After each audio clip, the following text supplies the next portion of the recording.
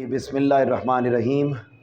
बेटे हमने अपने लास्ट लेक्चर में पांचवा रुकन इस्लाम का पढ़ा था और वो कौन सा था? हज। आज के लेक्चर में हम वैसे रुकन इस्लाम के 5 ही हैं। अगर आपको एमसीक्यूज आता है तो 5 ही रुकन हैं, लेकिन जिहाद को भी इस्लाम में छठे रुकन के तौर पर शामिल किया जाता है। तो ये शामिल किया जाता है, बेसिकली इट सेल्फ ये है नहीं। एमसीक्यूज अगर आपको आएगा कि इस्लाम के अकायद कितने हैं तो वो भी कितने हैं बेटा? 5। और अगर आपको एमसीक्यूज आ जाता है अरकान कितने हैं तो वो भी कितने हैं? हाँ। अब ये जो जिहाद का टॉपिक है इसको किस तरीके से लिखना है? डेफिनेटली बेटे हाथ से लिखना है। और कैसे लिखना है? आपने एग्जामिनेशन सेंटर में बैठ कर तो प्रॉपर तरीके से, लेकिन जो मवाद आपके पास मौजूद है उसमें आप कौन कौन सी हेडिंग्स, क्या क्या चीज़ें ऐड करेंगे। सबसे पहले बेटा आप अपनी बुक पर आ जाएं और बुक की पहली लाइन पर ही आप हेडिंग लिखेंगे लुग़वी माना। जिहाद का लुग़वी माना। बेटे जिहाद अरबी ज़ुबान का लफ्ज़ है जिसका माना होता है कोशिश करना। ऊंचा बोलिए, क्या करना? कोशिश करना।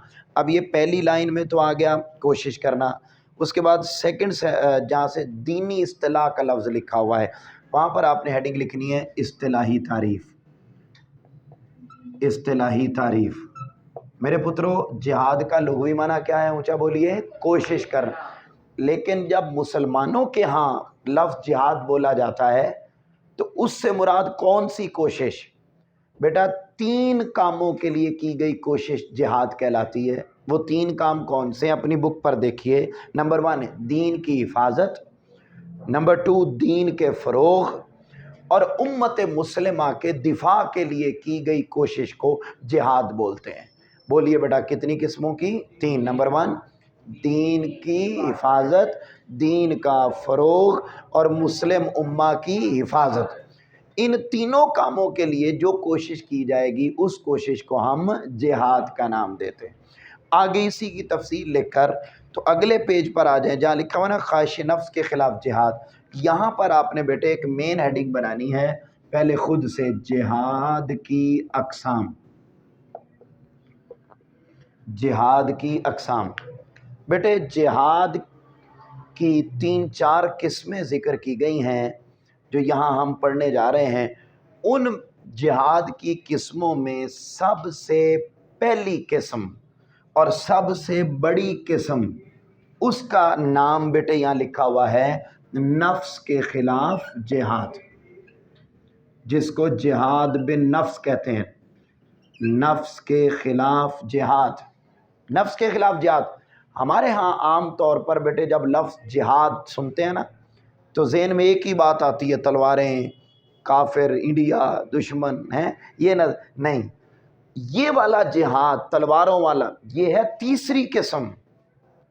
पहली किस्म का जिहाद ये है कि हम सर से लेकर पाँव तक अपने इस 4-5-6 फुट का जो जिस्म है इस जिस्म के ऊपर इस्लाम को नाफिज करें, फिर जिस मुआशरे में हम रह रहे हैं उसमें नाफिज करें। जब यहाँ हो जाए तो फिर हम बाहर लोगों के साथ जिहाद करें। सहाबा किराम जिहाद करते थे तो पहले बेटे उन्होंने यहाँ इस्लाम नाफिज किया। हम बेटे वालिदैन की नाफरमानी करते हैं और जिहादी तंजीम पे चले जाते हैं। वालिदैन को हम रुलाते तड़पाते हैं और तबलीगी जमात और दर्स व तदरीस और इन कामों में पड़ जाते हैं। तो याद रख लें, आप बेटे वहाँ बैठ जाओ, तो याद रख लें कि ये चीज़ें सारी की सारी ये नहीं। असल क्या है? रसूल पाक सल्लल्लाहु अलैहि वसल्लम ने बेटे सबसे बड़ा जिहाद जिस चीज़ को करार दिया वो ये है अपने नफ्स के ख़िलाफ़ जिहाद। नफ्स के ख़िलाफ़ जिहाद क्या होता है? आपका दिल कर रहा है बुराई को, आप अपने आप को रोकते हैं, कोशिश करते हैं नहीं मैंने ये बुराई नहीं करनी, तो अपने आप को रोकना, इसको बेटे कहते हैं ना। यहाँ देखिए अपनी बुक पर आका अलैहिस्सलाम ने नफ्स के ख़िलाफ़ को जिहाद अकबर, सबसे बड़ा जिहाद, इसको करार दिया। और इसके अंदर कामयाबी के बगैर मैदान में जिहाद वो कोई हैसियत नहीं रखता। दूसरा है बेटे शैतान के ख़िलाफ़ जिहाद। शैतान के ख़िलाफ़ जिहाद। अच्छा, मतलब ये पहली किस्म है यहाँ इस्लाम नाफिज करना, दूसरी किस्म है मुआशरे में इस्लाम नाफिज करना जिसमें आप रह रहे हैं, तीसरी किस्म है آپ بارڈر پہ لڑتے ہیں. یہاں دیکھیے نفس کے خلاف جہاد. اب شیطان کے خلاف جہاد کا کیا مطلب ہے؟ شیطان ہمیں نظر آتا ہے، ہم اس کو مارے، اس کو قتل کریں؟ نہیں، شیطان نظر نہیں آتا. شیطان معاشرے کے اندر برائیاں پھیلاتا ہے. تو دوسرا جہاد یہ ہے کہ ہمیں معاشرے میں جو برائیاں نظر آ رہی ہم ان کو ختم کرنے کی کوشش کریں. جیسا کہ کیا کرتا ہے شیطان؟ وہ کرتا ہے الذین آمنوا یقاتلون فی سبیل اللہ. اللہ جو مومن ہیں وہ اللہ کے راستے میں لڑتے ہیں. والذین کفروا یقاتلون فی سبیل الطاغوت. اور جو کافر ہیں وہ شیطان کے لیے لڑتے ہیں، شیطان کے راستے میں لڑتے ہیں. کافر کیسے لڑتے ہیں شیطان کے راستے میں؟ وہ شیطان کی چیزیں مسلم سوسائٹی میں عام کر دیتی ہیں. جیسے آج ہماری سوسائٹی میں ساری کافروں کی باتیں، ہمارا طرز زندگی کافروں کا، ہماری زبان کافروں کی، ہمارے معاملات کافروں کے، اب وہ جو اس نے برائی پھیلا دی سوسائٹی میں، اس برائی کو ختم کرنا یہ شیطان کے خلاف جہاد کہلاتا ہے. یہی وجہ ہے کہ آقا علیہ السلام نے طریقہ بھی بتایا کہ آپ نے وہ برائی ختم کرنی ہے تو کرنی کیسے ہے، کرنی کیسے. اگلی آیت لکھی ہوئی وَجَادِلْهُمْ بِالَّتِي هِيَ أَحْسَنُ. ترجمہ بولو بیٹے کیا ہے؟ اور ان کے ساتھ بحث کیجئے پسندیدہ تھے. یعنی آپ نے معاشرے سے برائی ختم کرنی ہے تو لٹھ لے کے نہیں کھڑے ہو جانا، بڑے اچھے طریقے سے ڈیسنٹ وے میں آپ نے برائی کو ختم کرنا ہے. اور اس کو ایمان کی علامت قرار دیا. بولیے کس کو کیا قرار دیا؟ اس کو ایمان کی علامت. رسول پاک نے فرمایا من رأى منکم منکرا فلیغیرہ بیدہ. تم میں سے کوئی شخص برائی کو دیکھے تو اسے اپنے ہاتھ سے روکے. ہاتھ سے نہیں روک سکتا تو اپنی زبان سے روکے. زبان سے نہیں روک سکتا تو کم از کم دل میں برا جانے. اور یہ فرمایا یہ ایمان کا کمزور ترین درجہ ہے. پھر اسی طرح اگلا بیٹے تیسری قسم ہے جہاد کی جس کو آپ جہاد بالسیف کہتے ہیں، تلوار کے ساتھ جہاد کرنا. جب بیٹے آپ اپنے اوپر اسلام نافذ کر چکے، معاشرے کے اندر اسلام نافذ کر چکے، تو پھر اب کافروں کے ساتھ آپ نے جنگ لڑنی تلوار کے ذریعے. اب یہ تلوار کے ذریعے جنگ یہ دو طریقے سے ہوتی ہے.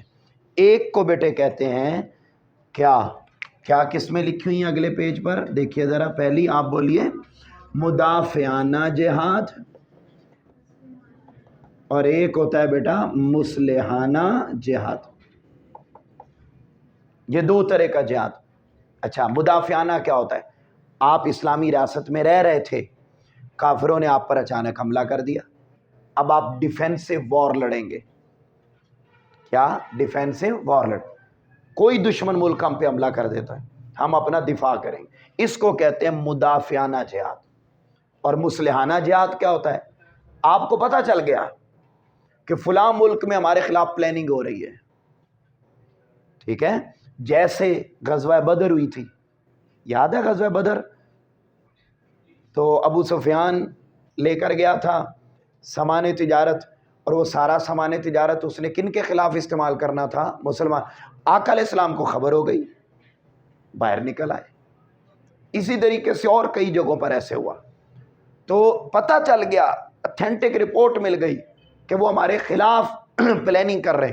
تو پھر جانا ہے ان کے ملک میں، ان پر چڑھائی کرنی، اور جا کر پہلے ان کو اصلاح کی بات کرنی ہے کہ بھائی آپ اپنی پلاننگ سے باز آ جائیں. اور اگر وہ نہیں آتے تو پھر آپ نے تلواروں کے ذریعے ان کا سسٹم تباہ کر دینا. ٹھیک ہے، اس کو بیٹے یہ ہے تلوار کے ذریعے جہاد. بولیے کیا ہے؟ تلوار کے ذریعے جہاد. پھر اس کے بعد اچھا اب اگلی بات آ گئی.